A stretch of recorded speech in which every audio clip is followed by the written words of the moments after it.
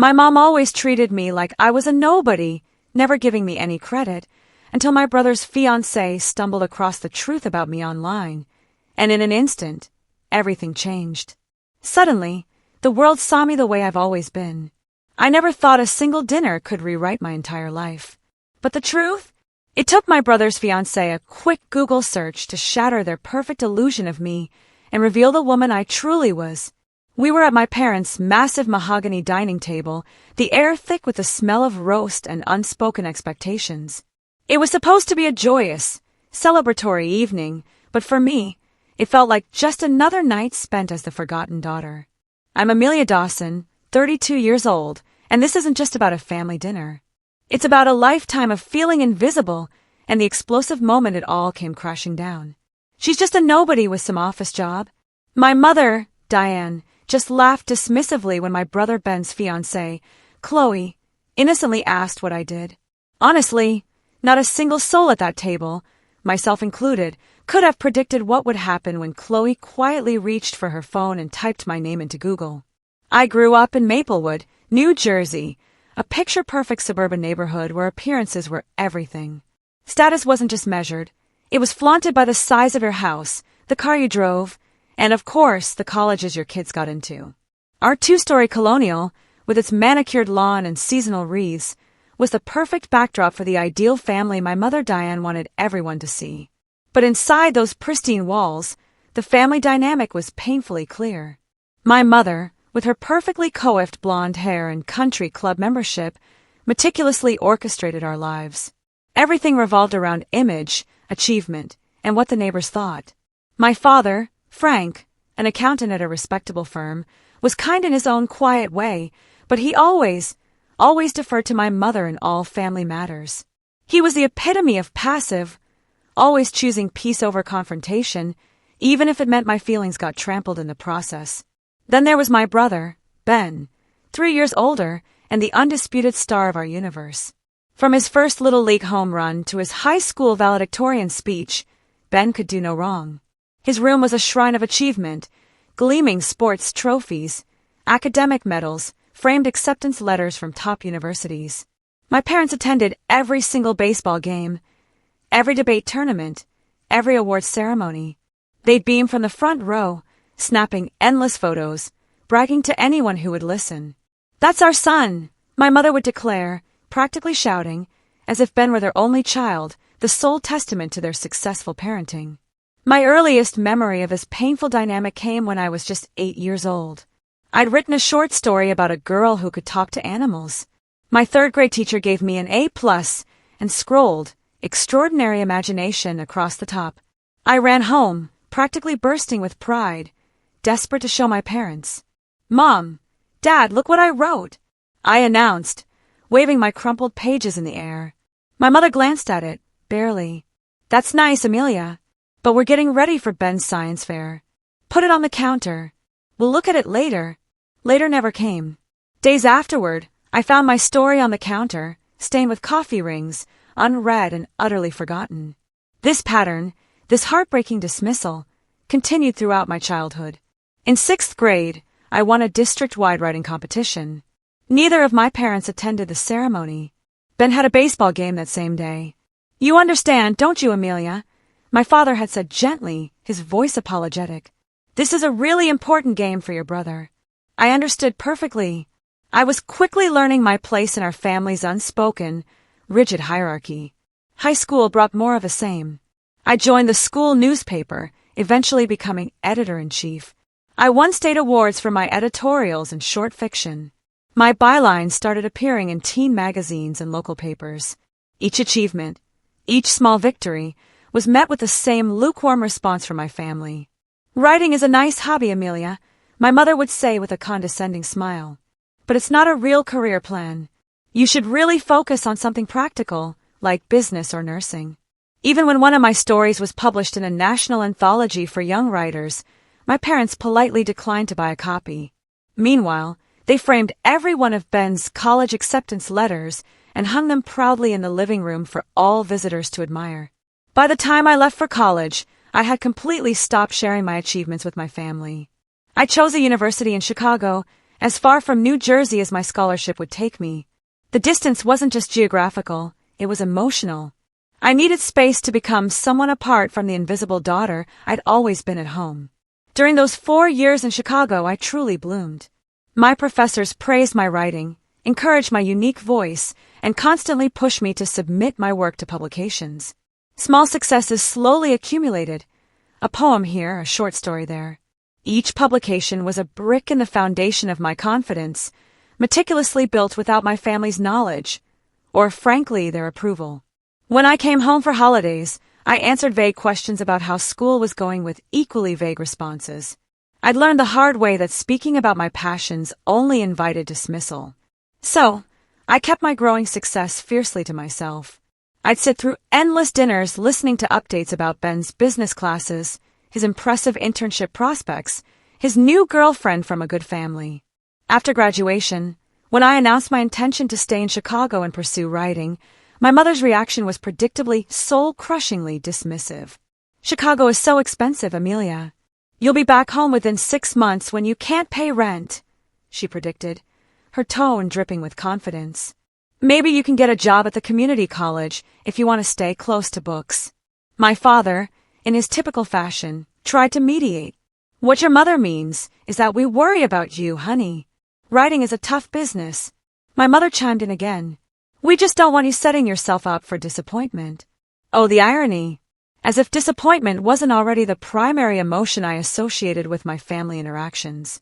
Over the years, as my adult life took shape in Chicago, I developed 2 completely separate existences. There was Amelia, the accomplished writer with a growing reputation in literary circles. And then there was Amelia, the disappointing daughter who, as far as her family knew, worked some job in publishing. This disconnect was painful, but it was also fiercely protective. I simply couldn't bear to offer up my achievements only to have them diminished again. Phone calls home became exercises in careful omission. I'd listen to endless news about Ben's promotions, my mother's social committee accomplishments, neighborhood gossip, never, ever volunteering information about my own life that truly mattered to me. I became incredibly skilled at deflection, turning questions back on the asker, keeping my responses superficial and safe. Some might wonder why I maintained any relationship with my family at all. And honestly, it's complicated. It's wrapped in layers of hope, obligation, and this stubborn, almost childish belief that someday they might see me, truly see me. Despite everything, they were my family, and a small, vulnerable part of me still longed for their approval, even as the adult in me recognized how utterly unlikely that was. So I continued my twice-yearly visits home, steeling myself each time for the familiar feeling of fading into the background, of being overlooked and underestimated. I became the family ghost, present but not quite real in their eyes. And I learned to find validation elsewhere, meticulously building a life rich with meaningful friendships and professional respect that my family knew absolutely nothing about. When I moved to Chicago after college, I carried little more than 2 suitcases, my old laptop, and a determined, almost desperate optimism. My mother's prediction about me failing within 6 months hung over me like a gauntlet thrown down, a challenge I was hell-bent on overcoming. I was prepared for a struggle, but the reality of breaking into the publishing industry in Chicago was even harder than I'd anticipated. I found a tiny apartment in Lincoln Park that I shared with 2 other aspiring creatives. My first job was as a barista at a coffee shop near Millennium Park, working grueling morning shifts so I could use my afternoons to drop off applications at publishing houses and literary agencies.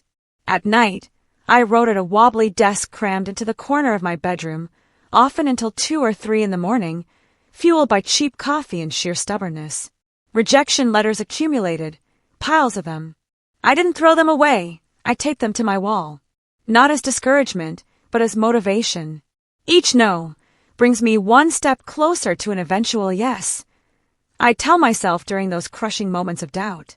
My first real break came 8 months after arriving in Chicago. I landed an entry-level position as an assistant at a small but respected literary magazine. The pay was barely enough to cover rent and instant ramen, but the experience was invaluable. I absorbed everything about the publishing process, from evaluating submissions to copy editing to production. It was there that I met Vivian Sterling, a senior editor whose sharp eye and even sharper tongue made junior staff members tremble. Vivian was a legend in literary circles, known for discovering major talents and her absolutely uncompromising editorial standards. For reasons I never fully understood, she took an interest in my career. "You have a voice," she told me one afternoon after reading a piece I'd been working on during my lunch breaks. "Raw but distinctive. Keep writing." Coming from Vivian, this was equivalent to effusive praise, the highest compliment I could imagine. Under her mentorship, my writing truly evolved. She pushed me to be more daring, to find the vulnerable places in my narratives and dig deeper. When I complained about her brutal feedback, she was unsympathetic.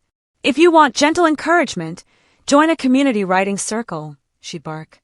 "If you want to be published, listen to me." I listened, and I wrote. After my day job, after social obligations, sometimes in the early hours of the morning when the city briefly quieted. I developed a discipline that bordered on obsession. My first published piece in a notable literary journal came 2 years after moving to Chicago. I still remember staring at my name in print, running my fingers over the letters as if they might disappear. I called no one from my family. Instead, I celebrated with friends who truly understood what that milestone meant. From there, momentum built gradually. My byline appeared in increasingly prestigious publications. Editors began to recognize my name in submission piles. Literary agents started reaching out, asking if I was working on a book. I was. My first manuscript, a collection of interconnected short stories examining the invisible threads binding families across generations, took 3 painstaking years to complete. When it sold to a respected independent publisher, I felt a validation that no family approval could match. The book, titled Beneath Silent Waters, was published when I was 27. The initial print run was modest, but the critical response exceeded everyone's expectations. The Chicago Tribune Book Review called it a stunning debut from a writer of uncommon insight. The New Yorker included me in their Writers to Watch feature. Literary awards followed. For the book tour, I traveled to 12 cities across America, and then to Vancouver, Mexico City, and Sydney. In each location, readers approached me with stories about how my writing had touched them, how they saw their own family dynamics reflected in my characters. The irony wasn't lost on me that strangers connected so deeply with work my own family had never even read. I chose to publish under Amelia Dawson rather than my full name, Amelia Ann Dawson, which partially explained why my family might not have stumbled across my work online. It wasn't a conscious decision to hide, more a natural separation between my writing identity and the daughter who still visited New Jersey twice a year. My second book, a novel titled The Weight of Unsaid Things, became what the industry calls a sleeper hit. Starting with modest sales, it grew steadily through word of mouth until it landed on the bestseller list 8 months after publication. The paperback edition featured glowing quotes from famous authors I'd once studied in college classes. Surreal didn't even begin to describe the feeling. By 30, I had an agent, a respected publisher, and the kind of career most writers only dream about. My apartment in Lincoln Park was no longer shared, but my own, with a dedicated office where awards and framed book covers hung proudly on the walls. My work was taught in university creative writing programs. I gave guest lectures at Northwestern, the University of Chicago, and other prestigious institutions. When introduced at literary events, the list of my accomplishments took longer and longer to recite. And yet, when I flew home for Christmas or my mother's birthday, I was still just Amelia, the daughter who had some vague job in publishing. The cognitive dissonance was sometimes overwhelming. "Are you still at that magazine?" my mother would ask vaguely over holiday dinners. "I'm working on different projects now," I'd answer truthfully but incompletely. "You know, Ben just got another promotion," she continued. And the conversation would inevitably shift away from me once again. The most recent development in my career came just 3 months before the fateful family dinner that would change everything. My second novel had been optioned for film by an Academy Award-winning producer. I'd been flown to Los Angeles for meetings, put up in a luxury hotel, and treated like my words mattered enormously. The contrast between my professional respect and my family's invisibility had never been so stark.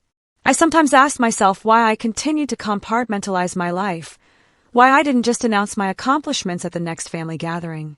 The answer was both simple and incredibly complex. I was protecting myself. After years of having my passion dismissed, my achievements minimized, I simply couldn't bear to offer my success only to have it treated as insignificant. The thought of my mother saying, "That's nice, dear," about my film deal made my stomach clench. So, I maintained the separation even as it created a hollow space inside me. In professional settings, I was confident, articulate, praised.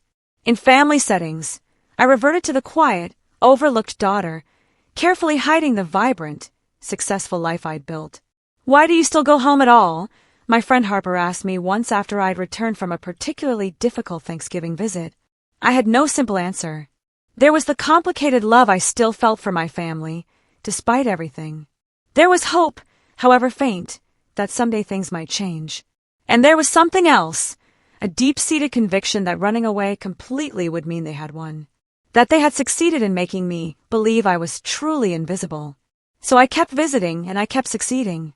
And the gap between my two lives grew wider with each passing year until the night it all collapsed when my brother brought his new fiancée home to meet the family.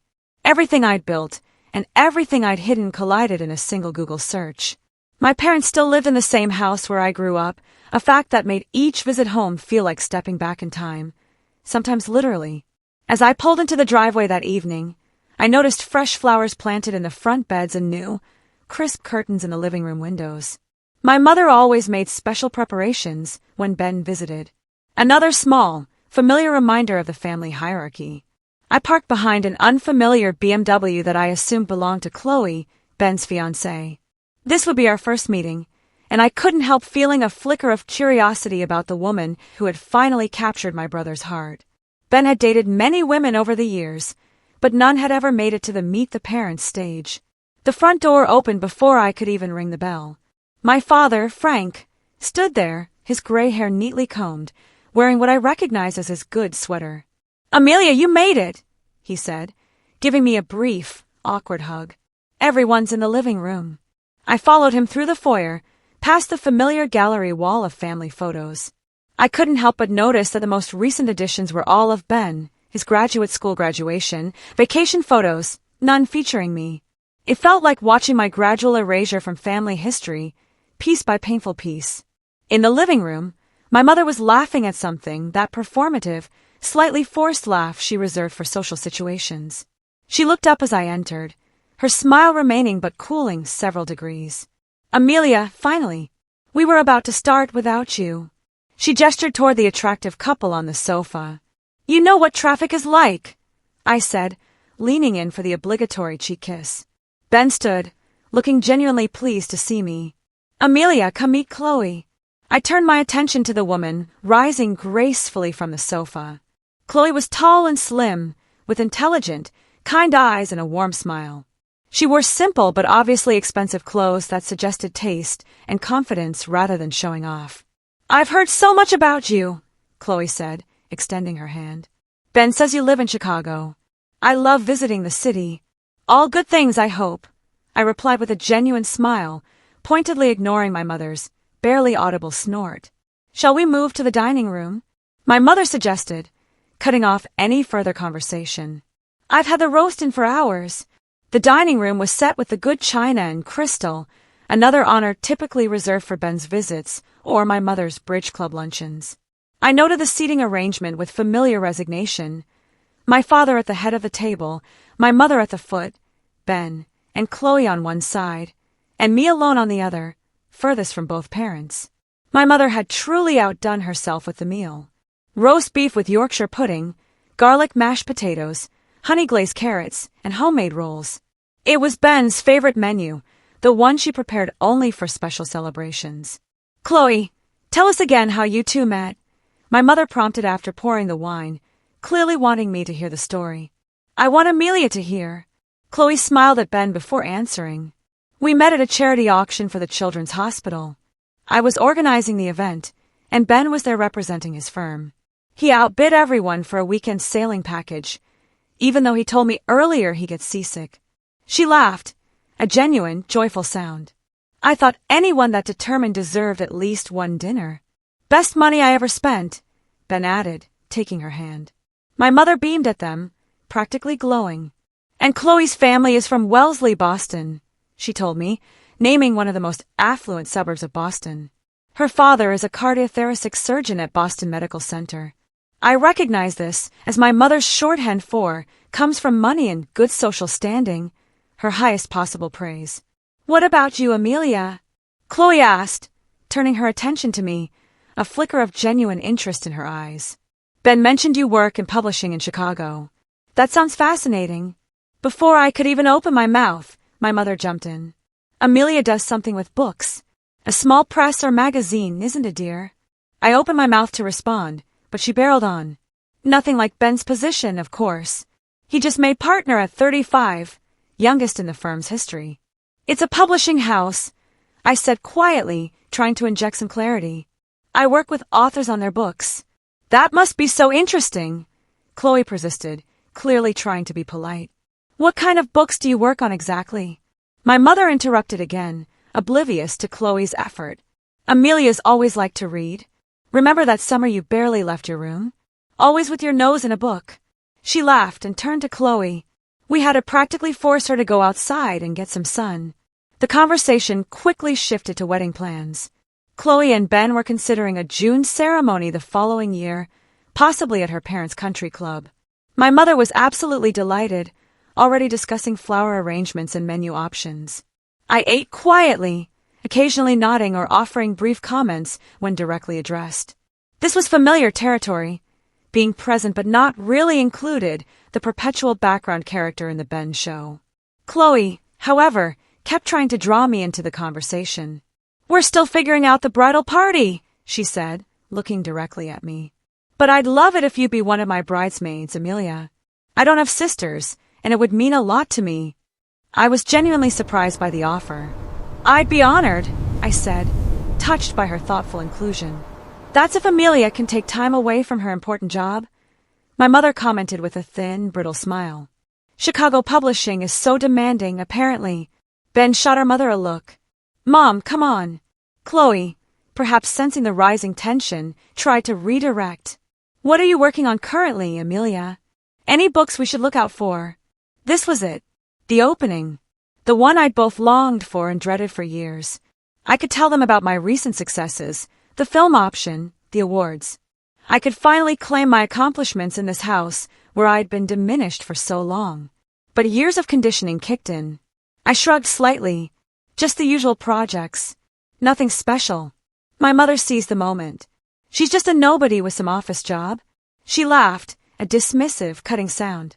Not everyone can be as ambitious as you and Ben. The table fell silent. My father studied his plate, a familiar avoidance tactic. Ben looked incredibly uncomfortable. I felt the familiar sting, but this time it was sharper, delivered in front of someone new, someone who actually seemed to care. Chloe's brow furrowed slightly. She looked at me with curiosity, then discreetly reached for her phone beneath the table.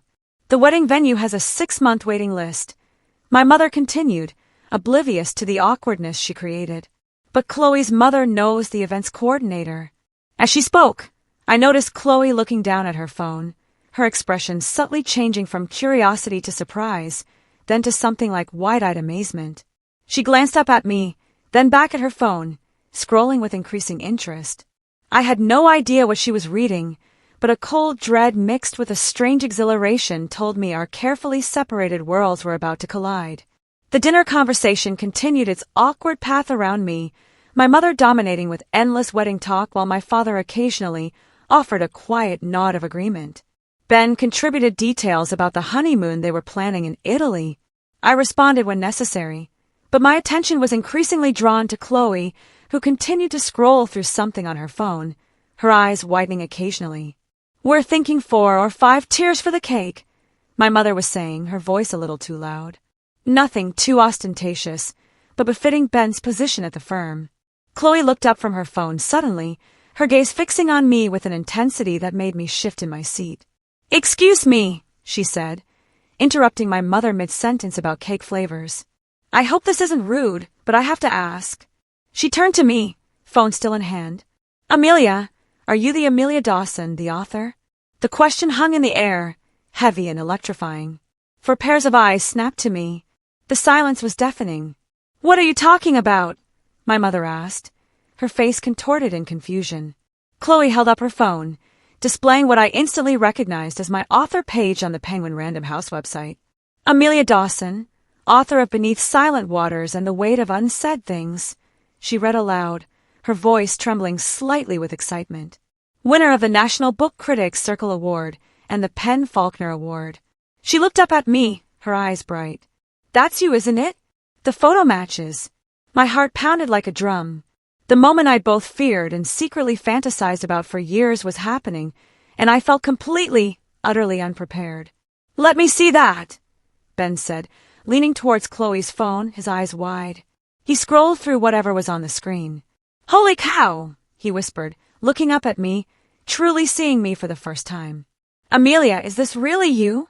My father had gone completely still, his fork suspended halfway to his mouth. My mother reached across the table and practically snatched the phone from Chloe's hand. "This has to be some kind of mistake," she said, but her voice lacked conviction as she stared at the screen. "Some other Amelia Dawson." "No mistake," Chloe said, taking her phone back and continuing to read, almost apologetically. "Amelia Dawson's writing has been compared to Joan Didion and Alice Munro.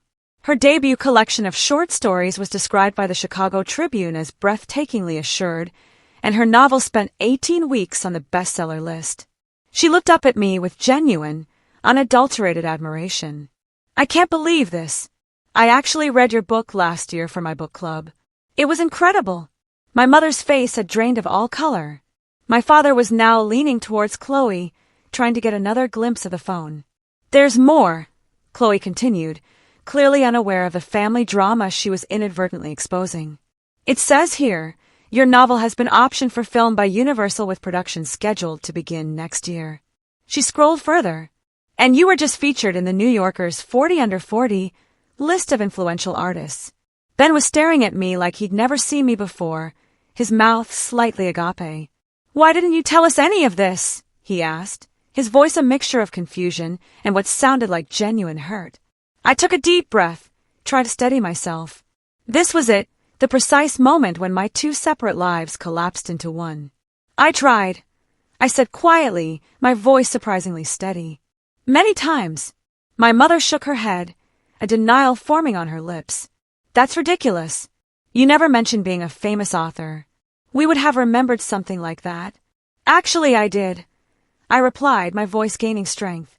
"When my first story was published in the New Yorker, I called home and told you. You said, 'That's nice,' and changed the subject to Ben's new car." My father frowned, seemingly searching his memory. My mother's lips pressed into a thin, white line. "When my book was published," I continued, "I sent you both signed copies. Did you ever open the package or read the card I included?" My father looked genuinely confused. "I don't recall any package. It came right before Christmas 3 years ago," I said, a bitter truth rising in my throat. "Mom said it was probably just work stuff and put it in the guest room. I saw it there unopened when I visited that year." Chloe was looking increasingly uncomfortable, suddenly acutely aware of the raw family dynamic she had inadvertently exposed. Ben kept glancing between me and our parents, as if trying to reconcile the sister he thought he knew with the accomplished author on Chloe's phone. "Well, you should have made it clear it was important," my mother said defensively, trying to claw back some control. "You know how busy things get around the holidays." Chloe cleared her throat gently. "Your books are really quite remarkable, Amelia. The way you write about family dynamics and unspoken expectations, it's so insightful." She paused. "Actually, now that I think about it, some of those family scenes feel almost familiar." The implication hung heavy in the air. Had I been writing about my own family all along? The answer was both yes and no. My characters were fictional, but the emotional truths they navigated, the feeling of invisibility, the yearning for recognition, those came directly from my experience in this very house. "May I see?" my father asked Chloe, finally finding his voice again. She handed him her phone, and he put on his reading glasses, meticulously studying the screen. As he read, his expression slowly changed from confusion to something that looked almost like dawning pride. "National Book Critics Circle Award," he murmured. That's a big deal, isn't it? It's one of the most prestigious literary awards in America, Chloe confirmed softly. My mother was still struggling to process this new, inconvenient reality. If you're so successful, she said, a note of sharp skepticism in her voice, why do you still live in that tiny apartment in Lincoln Park? Why don't you drive a better car? It was such a typical response, measuring success by material possessions rather than achievement or fulfillment, that I almost laughed. My apartment isn't tiny, Mom. It's a 2-bedroom in Lincoln Park with a dedicated office where I write. And I take the subway because parking in Chicago is a nightmare, not because I can't afford a car. There's a whole Wikipedia page, Chloe added, apparently oblivious to the rising tension as she continued scrolling. And look, here's a video of Amelia accepting her Penn Faulkner Award. She turned her phone around to show a clip of me on stage in a black evening gown, thanking the committee and my publisher. The surreal quality of the moment intensified, my family watching a video of me accepting a major literary award while sitting at the very dinner table where I'd been dismissed as just a nobody minutes earlier. The realization that I was not who they thought I was, had never been who they thought I was, seemed to hit each of them differently. My father looked bewildered but impressed. Ben seemed shocked but also incredibly curious. And my mother looked like her entire worldview was being challenged, her expression cycling through disbelief, confusion, and something that might have been profound embarrassment. All this time, Ben said slowly, his voice laced with wonder. While we thought you were just... He trailed off, perhaps realizing there was no good way to finish that sentence. Just a nobody, I supplied, repeating my mother's words from earlier, the bitterness almost palpable. Yes, all this time. The dinner, which had been meticulously planned to celebrate Ben and Chloe's engagement, had transformed into something entirely different.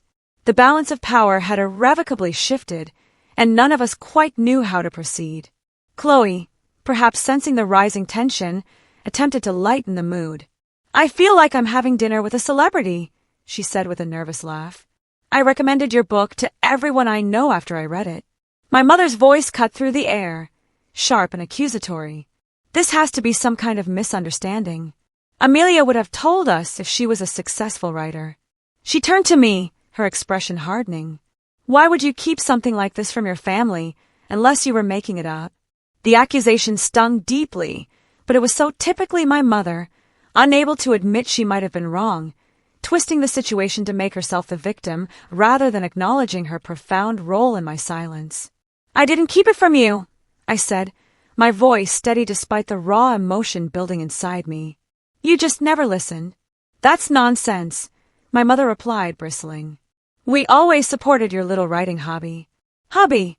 I repeated the word like acid on my tongue. Is that what you think this is, Mom? Ben interjected, his voice firmer than I'd ever heard it. Chloe just showed us Amelia's professional author page and Wikipedia entry. This isn't a hobby. My father, still staring at Chloe's phone, looked up. There are reviews here from the Chicago Tribune, the Washington Post, pictures of you at literary events with famous people. He seemed genuinely perplexed. Why wouldn't you share this with us? The question, asked without my mother's accusatory tone, deserved an honest answer. I did try to share it with you, I said, meeting his gaze. When I got my first book deal, I called home ecstatic. Mom answered and said she couldn't talk because she was on her way to Ben's softball game. She said she'd call back, but never did.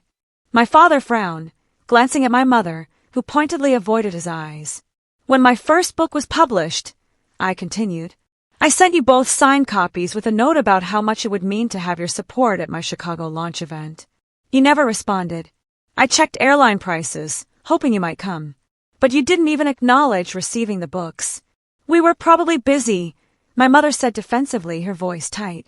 You can't expect us to drop everything for her. For what, Mom?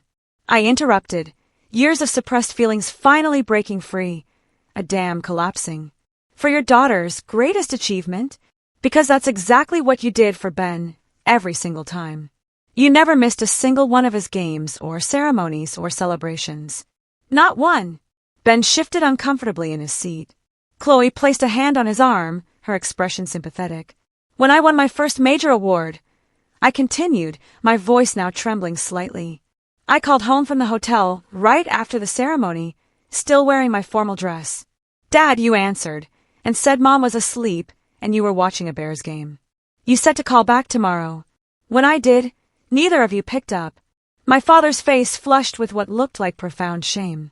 I didn't realize. I didn't know it was important. How could you not? The question burst forth, raw with more emotion than I'd intended. How could my own parents not know or care about the most significant moments of my career? Did you ever once Google my name? Did you ever wonder what I was actually doing in Chicago all these years? My mother's lips thinned. You always were dramatic, Amelia. If your writing was really so successful, why wouldn't you make sure we knew about it? Because every time I tried, you changed the subject to Ben. I replied, my voice breaking slightly. Every single time. After a while, I stopped trying. It hurt too much to keep offering pieces of myself only to have them ignored. Chloe cleared her throat gently. Your novel, she said, looking at me, her eyes thoughtful. The one about the youngest daughter whose art is discovered after she leaves home. Was that autobiographical? Before I could answer, my mother cut in, her voice shrill with indignation. Are you saying you wrote stories about us, about family business? How could you do something so cruel? I write fiction, I interrupted firmly, my voice unwavering. My characters are not you, but the emotional truth of feeling invisible in your own family? Yes, I drew on that experience. Ben was looking increasingly uncomfortable, almost bewildered. I had no idea you felt this way, he said quietly. You never said anything. Would you have listened if I had? I asked, not unkindly. You were busy being the golden child, Ben. That wasn't your fault, but it was our reality. My father, who had been scrolling through Chloe's phone, looked up with an expression I couldn't quite read. Some of these reviews mention how your work explores themes of parental neglect and conditional love. His voice was quiet, almost a whisper. Is that how you see us, Amelia? As neglectful parents? The question hung in the air, heavy with decades of unspoken hurt. I took a deep breath. I see you as parents who had room for only one successful child, I said carefully, choosing my words with precision. And I wasn't that child. So, I built a life and a career that didn't depend on your approval or even your awareness. And now here we are. My mother stood abruptly, her chair scraping harshly against the hardwood floor. I need to clear the dessert plates, she said, though no one had finished eating. She began gathering dishes with shaking hands. Diane, sit down, my father said with an unusual, uncharacteristic firmness that made everyone pause. This is important. What's important is that Amelia has apparently been harboring all these resentments for years, my mother replied, her voice tight. Writing books about what terrible parents we are. Mom, that's not what Amelia said, Ben interrupted, his own anger rising. And you did just call her a nobody less than an hour ago. My mother froze, plates in hand, as if she'd genuinely forgotten that cutting comment. Chloe winced visibly. I never said you were terrible parents, I clarified my voice.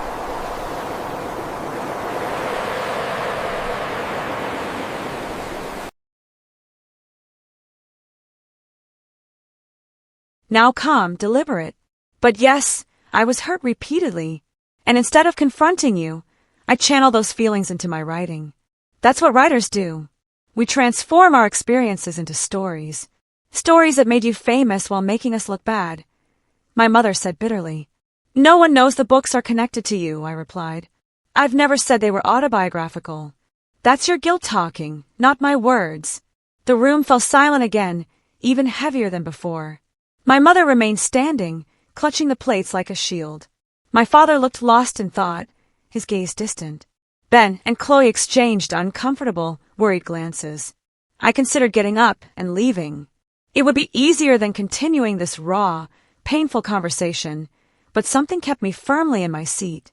Perhaps it was the same stubborn persistence that had kept me writing through years of rejection before my first success.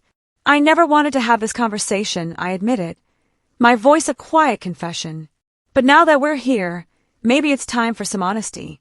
I've built a life I'm proud of, a career that fulfills me. I did it without your support or acknowledgement. That shouldn't diminish your pride in Ben's accomplishments. There was always room for both of us to succeed, even if you couldn't see it. My father removed his glasses and rubbed his eyes, a gesture of profound weariness. I don't know what to say, Amelia. I'm sorry we missed so much. It was the first genuine apology I'd heard in that house, and it landed like a stone in still water, ripples spreading outward. My mother's defenses seemed to crumble slightly. She set the plates down gently and slowly sank back into her chair. Why didn't you make us understand? She asked. But the sharp, accusatory edge had finally left her voice, replaced by something akin to confusion, almost sadness. That wasn't my responsibility, I said gently. Parents are supposed to see their children. Both of them, not just the one who fits their preferred narrative. Ben reached across the table and touched my hand briefly. I didn't see it either, he said, his voice soft, full of regret. I'm sorry, Amelia. The acknowledgement from my brother, so unexpected and sincere, brought tears to my eyes that I quickly blinked away. Chloe, who had been quiet during the intense confrontation, spoke up.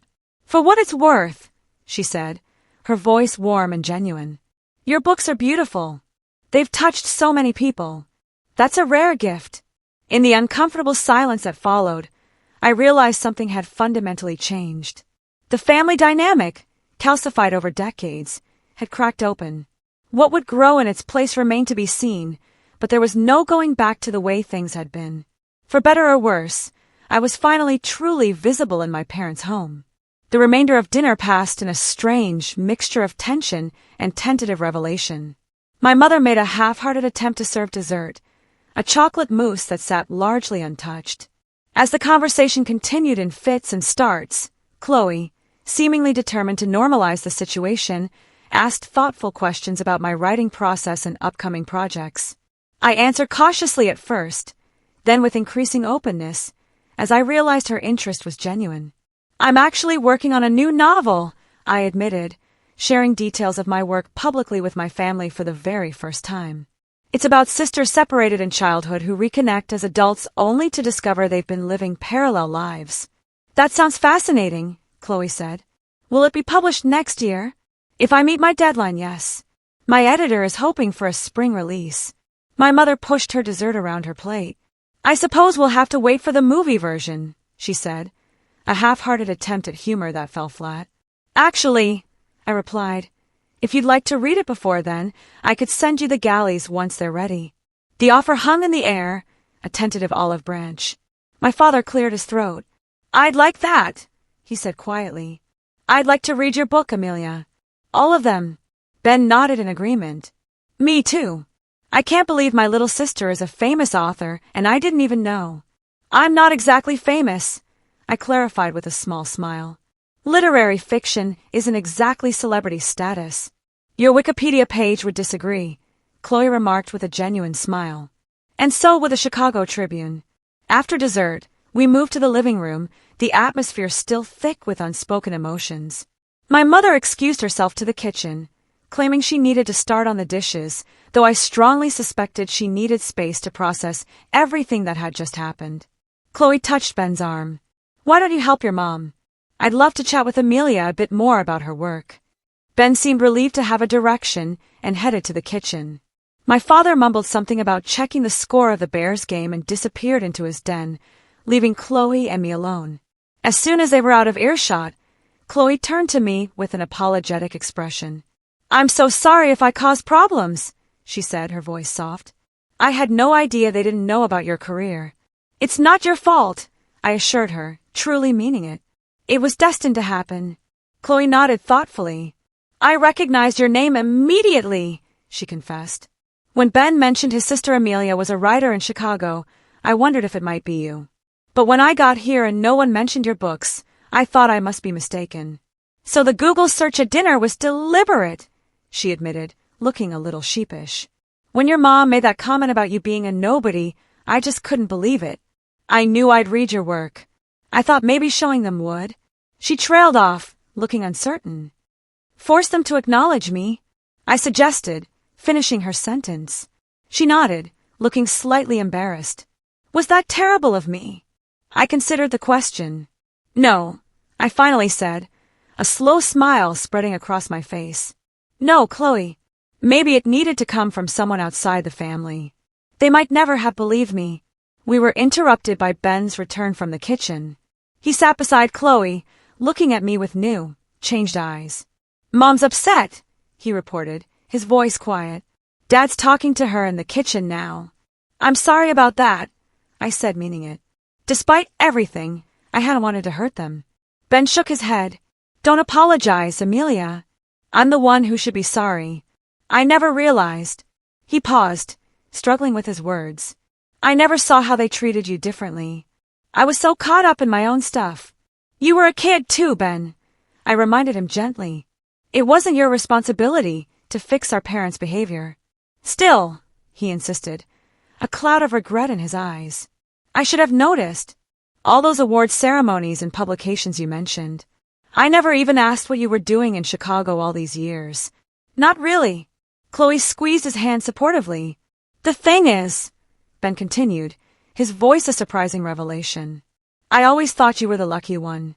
Mom and Dad were so focused on me, pushing me constantly toward success, monitoring every grade and achievement.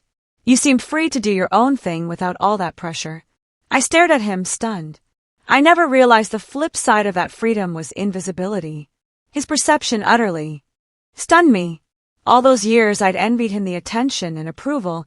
He'd actually envied me the freedom from scrutiny. It was a perspective I'd never, ever considered. "Maybe we can start over," he suggested, his gaze earnest. "As adults. I want to know about your life, Amelia. Your real life, not the sanitized version you've been sharing at holidays." The offer touched me deeply, genuinely. "I'd like that," I said simply. My father appeared in the doorway, looking older, more vulnerable than he had at dinner. "Your mother needs some time," he said softly. "This has been a lot to process." He sat heavily in his armchair, the same seat he'd occupied throughout my entire childhood. "I've been looking through your author page on my phone," he admitted, holding it up. "The reviews, the awards. I had no idea, Amelia. No idea at all." "I know, Dad," I said gently. "No, you don't understand," he insisted, his voice cracking slightly. "We failed you. I failed you. All those times you tried to tell us about your work, and we just didn't hear you." He looked up, his eyes damp, brimming with unshed tears. "I'm so proud of what you've accomplished. So proud. And I'm ashamed it took a stranger to make me see it." Chloe shifted uncomfortably at being called a stranger, but remained silent. "It's not too late," I said, surprising even myself with the words. "To be interested, to be involved. If you want to be." He nodded firmly. "We do. Your mother, too. Even if she can't say it yet." The evening ended earlier than planned. The emotional revelations had exhausted everyone. As I prepared to leave, Chloe hugged me warmly. "This wasn't the dinner I expected," she said with a tearful smile. "But I'm glad I finally got to meet the real Amelia Dawson. I'm a genuine fan of your work." Ben hugged me too, longer than usual. A real, heartfelt embrace. "This doesn't fix everything," he said quietly, his voice in my ear. "But it's a start, right?" I nodded, unable to trust my voice. My father walked me to the door. "Will you come back for Sunday dinner next week?" he asked, his voice hopeful. "I'll have read your first book by then. We could talk about it." The invitation, so simple yet so incredibly meaningful, brought unexpected tears to my eyes. "I'll be there," I promised. My mother remained in the kitchen, not emerging to say goodbye. I understood she needed time, that her world had been challenged in a fundamental way. Change wouldn't happen overnight. As I drove back to my hotel, I felt lighter somehow, as if a monumental weight I'd carried for decades had finally begun to shift.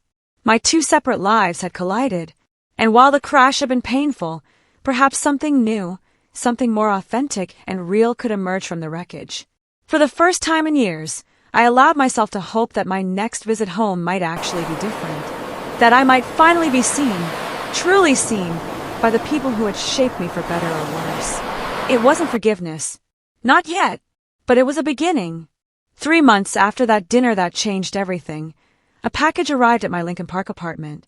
The return address was my parents' home in New Jersey. I opened it with curious fingers to find my books.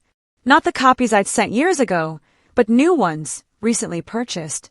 Inside the cover of Beneath Silent Waters was a note in my father's precise handwriting. "Amelia, I've read this twice now. The first time to know the story, the second time to hear your voice in it. I'm sorry it took me so long to listen. Your words are beautiful. They matter. You matter. Love, Dad. I traced his handwriting with my fingertip, feeling the indentations on the page. A profound lump in my throat. In the 3 months since Chloe had Googled my name at that dinner table, small, almost imperceptible changes had accumulated like snowflakes, gradually transforming the barren landscape of my family relationships. My phone rang, interrupting my thoughts. Ben's name appeared on the screen. "Hey, did Dad's package arrive?" he asked when I answered. "Just opened it," I confirmed, a soft smile on my face. "It's unexpected. He ordered your books the day after that dinner," Ben said. Mom, too, though she's less vocal about it. Our conversations had changed so much since that night. We spoke weekly now, longer talks that went beyond superficial pleasantries. Ben had become genuinely interested in my life and work, asking thoughtful questions about my writing process and upcoming projects. "How's the new book coming?" he asked now. "Just finished the second draft," I told him. "My editor thinks it's the strongest thing I've written." "That's great, Amelia. Really great." He paused. "Actually, that's partly why I'm calling. Chloe and I were wondering if you'd consider doing a reading at our engagement party next month from your work. I mean, something that matters to you." The invitation completely stunned me. "Are you sure?" I asked a little breathlessly. "It's your celebration. I don't want to take focus from us." Ben laughed, a sound full of genuine pride. "Amelia, my sister, is a celebrated author. I'm proud of that. I want our friends and family to know who you really are, not the version we all pretended you were for so many years." His words touched me so deeply, stirring emotions I hadn't known were still accessible. "Then yes," I said simply, "I'd be honored." "Great. And one more thing. Mom's been rearranging the seating chart for the dinner. She wants you at the main table with us and the Mitchells. The significance of this wasn't lost on me. In our family, seating arrangements had always been hierarchical, with the most important guests placed closest to my parents. My traditional spot at family gatherings had always been on the periphery, an afterthought. This change, small as it might seem to outsiders, represented a fundamental shift in our family dynamics. "Is Mom okay with all this?" I asked cautiously. Ben sighed. "She's trying, Amelia. It's not easy for her to admit how wrong she was all these years. But Dad's been surprisingly firm about it. I've never seen him stand up to her like this before." The thought of my father, typically so conflict-averse, advocating so fiercely for me, brought an unexpected welling of emotion. "Chloe's been great, too," Ben continued. "She made Mom join her book club, and guess whose book they're reading next month?" I laughed out loud at the image. Mom in a book club, discussing my novel. "I'd pay to see that." "She's nervous about it," Ben admitted. "She's afraid she won't understand it properly, or say the wrong thing. I think she's finally realizing what she missed all these years." After we hung up, I sat with my father's note and this new information, trying to process how much had genuinely changed in such a relatively short time. The family pattern established over decades was slowly being rewritten, awkwardly, painfully, but genuinely. My mother had called the previous week. Our conversation was still a bit stilted, but revealing. She'd mentioned almost casually that she told her bridge club about my books. "Sarah Davies's daughter is an English professor at Michigan State," she'd said. "She's apparently assigned her novel in her contemporary literature course. Sarah was quite impressed when I mentioned you were." "My daughter!" The pride in her voice, however reluctant, was new, a fragile flower blooming in barren soil. She was discovering, perhaps for the first time, that my achievements could reflect positively on her, just as Ben's always had. It wasn't the pure, unconditional recognition I might have wished for, but it was undeniable progress. The engagement party came faster than expected. I arrived at my parents' home with a mixture of anticipation and apprehension. The house looked different somehow, though nothing had physically changed. Perhaps it was simply my perception that had shifted. Chloe greeted me with a warm, genuine hug. "I'm so glad you're here early. Come see the setup in the backyard." The garden had been transformed with twinkling string lights and elegant floral arrangements. A small podium stood near the patio with a microphone. "For your reading," Chloe explained, her eyes sparkling. I hope that's okay. Some of my family are big fans of your work. My cousin Claire teaches English and uses your stories in her classes. Inside, my mother was directing caterers with her usual precise efficiency. She paused when she saw me, her expression softening slightly. Amelia, good you're here. I've put you at table 1 with us and the Mitchells, she said, referring to Chloe's parents. And I've told the bartender to have champagne ready for after your reading. Such consideration from her was truly unprecedented. Thanks, Mom, I said simply, not wanting to make too much of it and risk her retreating into her old ways. Your hair looks nice, she added awkwardly. The length suits you. It was a small compliment, almost clumsy, but from my mother it felt monumental. My father emerged from his den, his face lighting up when he saw me. Amelia!